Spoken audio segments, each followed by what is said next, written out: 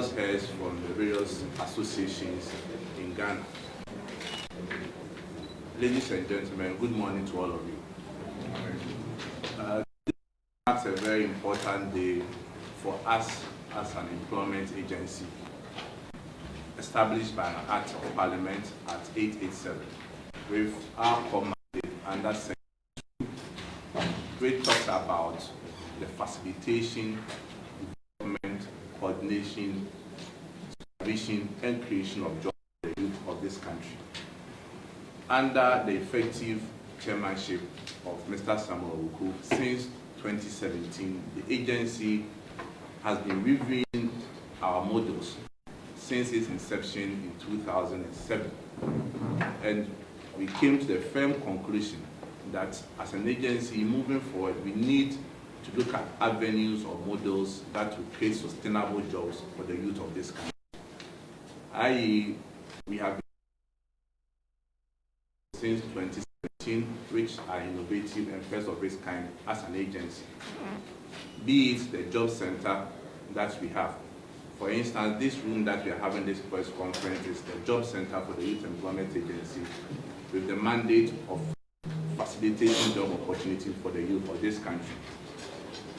We have also introduced what we refer to as the YEA flagship programs, that is to encourage youth to go into farming. Again, we have the YEA external or the working abroad project, which export labor outside the country, and we have the skills and entrepreneurship. We are aware of the current pandemic in the world, which is the COVID-19. As an employment agency, we have been monitoring the effects of the COVID on several employment.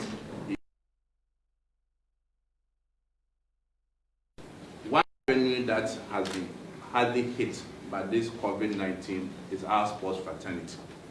We know there are several young men and women who see sports as their means of daily livelihood and also earn a living through the sport discipline.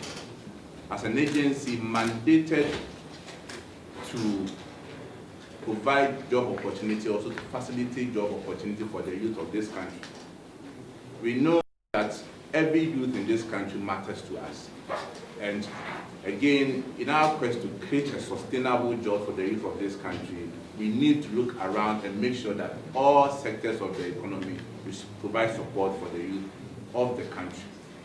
So I must say it was very refreshing and welcoming when the GFA president, Mr. Kreku, came to see the agency that they needed support for the various football activities in the country. In fact, I must commend him and the GFA for bringing such a worthy agency for us to look into it, which by instance, I think we should clap for him. So upon meeting with him, together with the board chairman of the agency, we deliberated on it and also made a further consultation with the Ministry of Youth and Sports, whereby we decided to expand the proposal from Ghana Football Association to include other disciplines also. It being that we didn't want to restrict ourselves just to football, because we thought about it that the moment we start dealing with GFA, Ghana Olympic Committee or Olympic Committee also do an annex. That's the same thing that we have done for GFA, it might also apply to them. So in a nutshell, we decided to meet the mother body of all the association, that is National Sports Authority, for us to have meetings and discussions on how best the agency can support our young men and women who are taking sports as their daily living and also as their profession. In a nutshell, we are here this morning to sign an agreement between the two state institutions, that is the Youth Employment Agency and National Sports Authority, whereby YEA is going to provide financial assistance in the form of allowance to our various sportsmen and women in this country for the period of 6 months. Afterwards, that we will review to see the impact.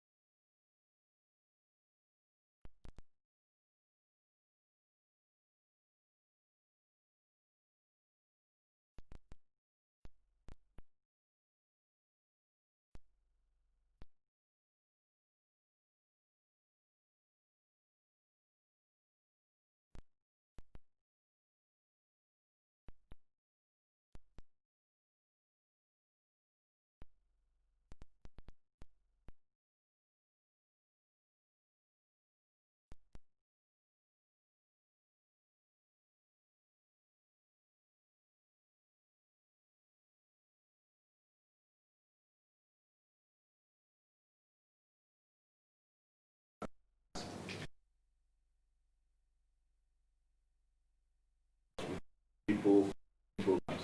Certain people have to all of us that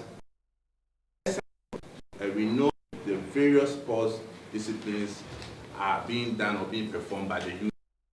So anything that will provide sustainable job for the youth, the agency is up for it. And it's also backed by our institutional regulation. Regulation 2 also talks about the models that the agency can run. So this model forms part of our community improvement program, where we want to make sure that we better the lives of the young people in this country. Having the Youth Employment Agency has its own rules and mode of operations. Agency does not give money to associations or institutions. We provide support. And the support also comes in the form of us having the list of beneficiaries that we are going to work with. So with this agreement that we are signing with National Sports Authority, we are expecting National Sports Authority to coordinate with the various associations and to provide the agencies with the list of beneficiaries that are going to be enrolled to 6 months. And that is how it's going to work. So by our format, they will give us the names, the district that the beneficiaries are located, and also their MOMO number or e-switch number. So basically, get the list from the National Sports Authority. The agency at the end of every month will pay the beneficiary directly. So let's take note that the monies are not going to be given to the association or National Sports Authority. It will go straight to the beneficiaries.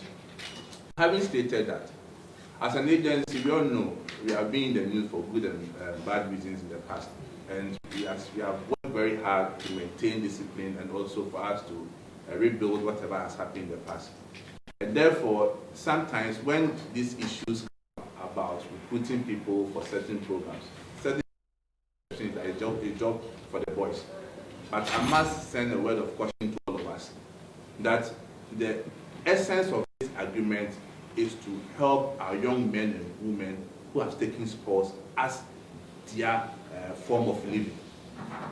So we are expecting that all of us as stakeholders will make sure that the list that will be sent to Youth Employment Agency are indeed people who are athletes or sportsmen and women. And therefore, the agency will not hesitate. I know I have the blessing of our board to make sure that should we find out that the list that has been submitted to us has been whether innocently or fraudulently, the agency will reserve the right to terminate the contract. So I believe this is something that we must all bear in mind. Today is a good day for all of us, and we are hoping that after 6 months, we'll be able to see a massive impact in our various sport disciplines. Thank you very much. Thank you very much, agency. Ladies and gentlemen, kindly, let me indulge you to acknowledge some few other people who are in our presence. Mr. Ben Nunu Mensah is the GOC president. Can we please acknowledge him? Mr. Samson Dean is the Paralympic Committee's president. Can we please acknowledge him? And Mr. Magnus Rex Dankwa is the sports consultant for the Ministry of Youth and Sports. Please, Mr. Rex. There are more people who would acknowledge along the program. Can I humbly welcome the Director General of the National Sports Authority as well to Professor Peter Chumesi. Please help me welcome him. Thank you very much.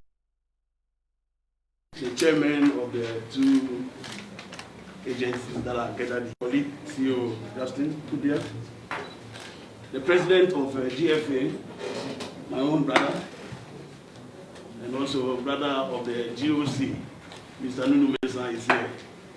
He's representing almost all the various associations apart from the GFA. Usually they say we should also have a seat at the GOC also.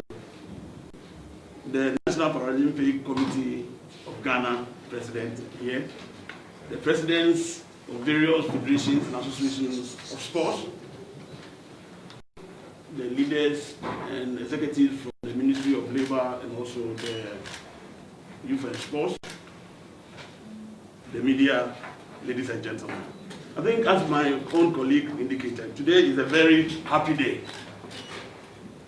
I call it a happy day because I think at long last, the long-awaited support, the stimulus package for government through the YEA is being unveiled today.